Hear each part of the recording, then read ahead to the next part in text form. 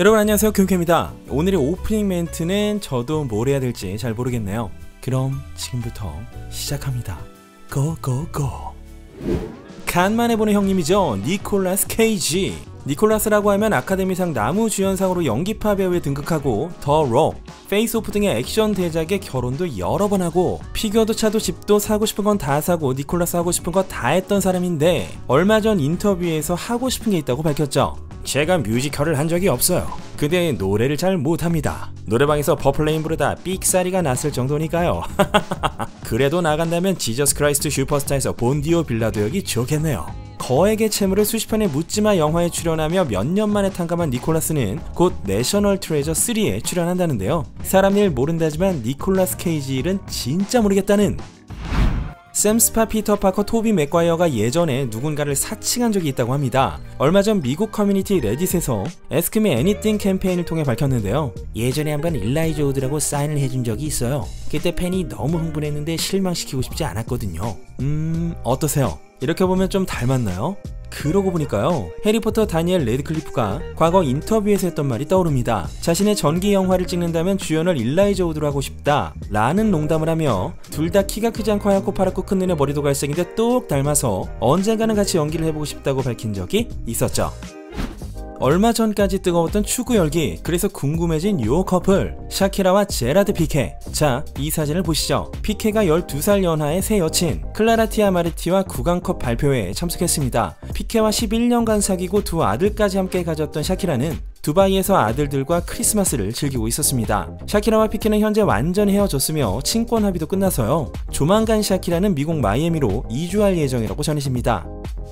진짜 중에 진짜 연기파 배우 케이트 블란쳇이 한 유명 감독의 작품에 출연시켜달라며 간청을 했다죠. 심지어 그 감독님 영화에 출연할 수 있다면 연필을 연기해도 상관없다고 했다는데요. 그 감독님은 바로 기에르모 델 토로입니다. 케이트는 델 토로 감독의 나이트메어 엘리에서 아주 인상적인 연기를 펼쳤는데요. 이후 델 토로 감독의 작품에 다시 한번 출연을 원했던 케이트가 하게 된 역할이 기에르모 델 토로의 피노키오에서 발견됩니다. 그건 바로 원숭이 스파차투라. 나중에 델 토로 감독이 이렇게 밝혔죠. 나이트메어 엘리를 촬영하고 있을 때였는데 케이트가 왜 자기한테 피노키오에서 역할을 주질 않냐고 묻더군요. 원숭이 역할밖에 없다고 했더니 뭐든지 하겠다고 해서 결국 원숭이 역할을 하게 됐습니다. 네, 한번 보시죠.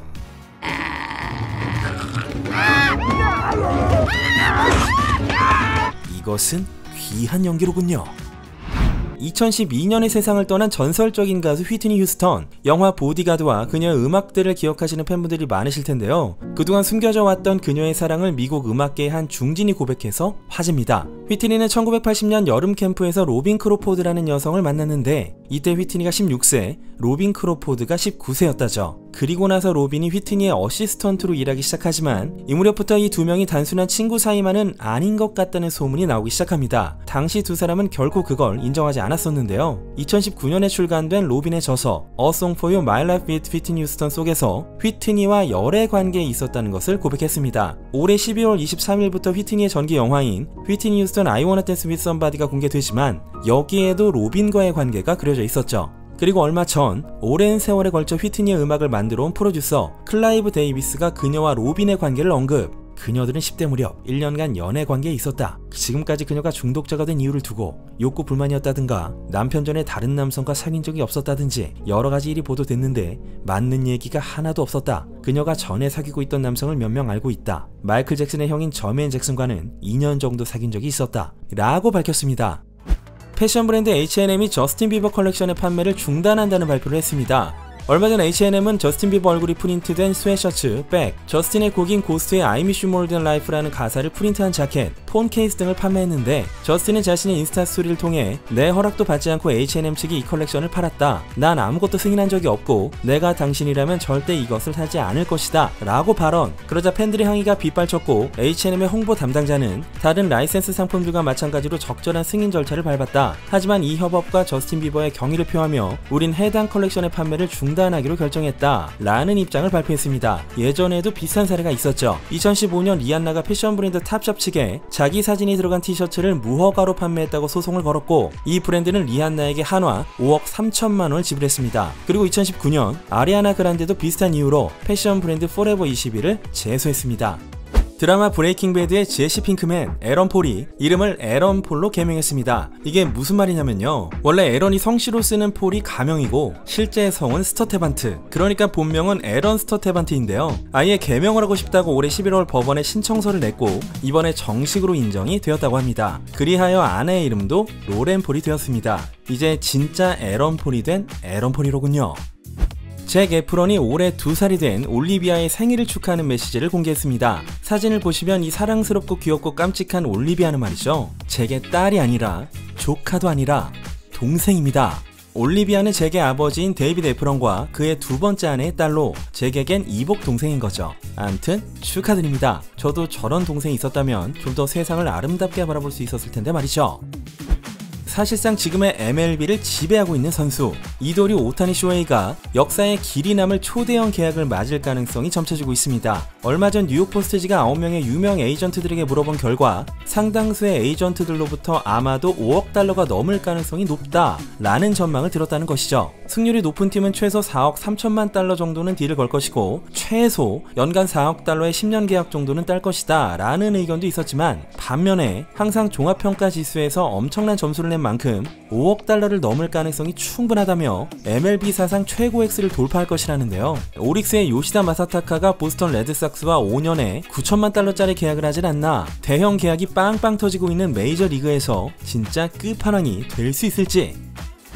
티모시 샬라메가 12월 27일 27살이 된 자기 생일을 맞아 어릴 적 사진을 공개했습니다. 짠!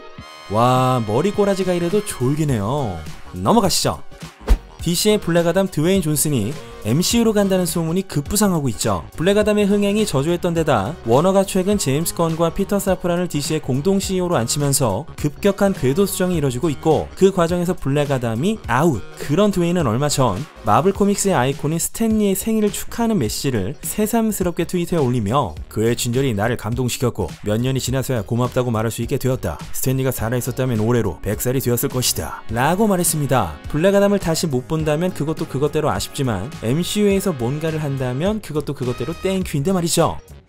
아바타 물의 길에서 스파이더를 연기한 잭 챔피언이 이 영화엔 자신의 14세부터 16세까지의 모습이 담겨있다는 고백을 했습니다. 잭이 지금은 18세인데요. 그렇다는 것은 거의 6년간 이 작품에 관련된 삶을 살아온 게 됩니다. 이상한 느낌이 들 때가 있어요. 어떤 장면에선 14세 제가 있고 어떤 장면에선 16세인 제가 나와요. 또 어떤 장면에선 5cm 정도 키가 커져서 등장하고 복근이 선명해져 있죠. 하지만 만약 5편까지 계속 등장한다면 넷플릭스가 2023년이 되면 몇 주 안에 패스워드 공유를 못하도록 한다는 이른바 비번 공유 금지 대책을 발표했습니다. 2020년부터 코로나 특수를 누리면서 최대치의 신규 등록자를 기록한 넷플이 2022년부터는 가입자가 급격히 감소, 내부적으로 여러가지 비책을 검토한 결과 계약자가 요금을 지불하지 않는 집 이외의 장치와 비번을 공유할 수 없는 시스템을 구축하기로 결정했다는 것이죠. 이 기능은 이미 남미 국가들에선 테스트된 바가 있고 로그인 페이지에 인증 코드를 입력해 사용자를 추가할 수 있게 되어 있습니다. 11월부터는 광고를 포함한 저가 플랜을 도입했지만 최근 보고서에 따르면